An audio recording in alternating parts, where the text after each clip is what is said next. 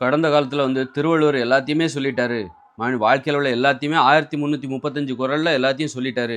இனிமே சொல்றதுக்கு அவர தாண்டி எதுவுமே இல்ல அப்படின்னு சொல்லிட்டு, அப்படி இருந்தாங்க. நெறைய பேரு. இனிமே நம்ம சொல்றதுக்கு புதுசா சொல்றதுக்கு நம்ம இந்த உலகத்துக்கு எதுவுமே இல்ல. எல்லாத்தையும் அவர் சொல்ட்டாருப்பா. அப்படின்னு சொல்லிட்டு அப்பன்னா என்ன அர்த்தம்? அவங்க அப்படி சொல்றவங்களுடைய மனப்பான்மை எப்படி இருக்குன்னா, கத்துக்கிறது இல்ல. அவர தாண்டி நம்ம திருவள்ளுவர் யாரு அப்படின்னா, நம்மள விட ஒரு 2000 வருஷம் இளமையானவர். கடந்த காலத்துல வாழ்ந்தவர். நம்ம அதையும் தாண்டி ஒரு 2000 வருட அனுபவம் நமக்கு அதிகம். அவரை விட 2000 வருட அனுபவம் நமக்கு அதிகம்.